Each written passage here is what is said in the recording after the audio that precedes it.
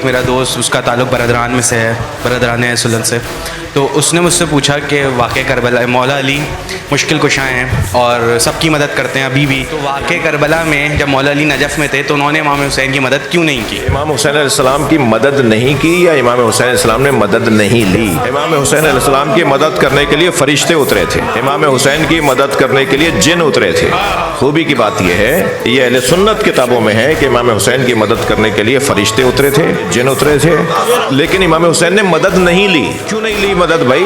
جان بچانا، اپنے آپ کو محفوظ رکھنا، یہ انسان کی فطریات میں سے ہے، عقلیات میں سے ہے۔ کیوں نہیں لی امام حسین نے مدد؟ اس کی مثال ہے، وہ کہتے ہیں وہ شاگرد بہت اچھا ہوتا ہے جو سال بھر استاد سے پوچھتا رہے، استاد اس عبارت کا کیا مطلب ہے، استاد یہ فارمولہ کیسے حل ہوگا، استاد یہ مسئلہ کیسے حل ہوگا۔ سال بھر کلاس میں شاگرد استاد سے پوچھتا رہے، بہت اچھا شاگرد ہوتا ہے، لیکن جیسے پیپر سامنے آیا اب استاد سے مدد مانگنا عیب ہے، اس لیے کہ امتحان شروع ہو گیا ہے، امتحان میں مدد نہیں لی جاتی۔ پہلا جواب تو یہ کہ امام حسین نے مدد نہیں لی یا امام حسین کی مدد نہیں کی گئی۔ امام حسین نے مدد نہیں لی، امتحان گاہ ہے، امتحان گاہ میں مدد نہیں لی جاتی۔ دوسرا جواب یہ ہے وہ مشکل کب تھی جو مشکل کشا کو ضرورت پڑتی کہ مدد کرے؟ مشکل ہی نہیں تھی، اس میں تو لذت تھی، اس میں تو ذائقہ تھا امام حسین کو۔ امام حسین تو چاہ رہے تھے کہ اور بڑھاؤ اپنا ظلم، خود فرمایا ان کان دین محمد لم یستقم الا بقتلی فیا سیوف خذینی، اگر دین محمد میرے قتل کے آگے علاوہ بچنے والا نہیں ہے تو تلواروں میں ٹکڑے ٹکڑے کرو۔ امام حسین تو تلوار کے نیچے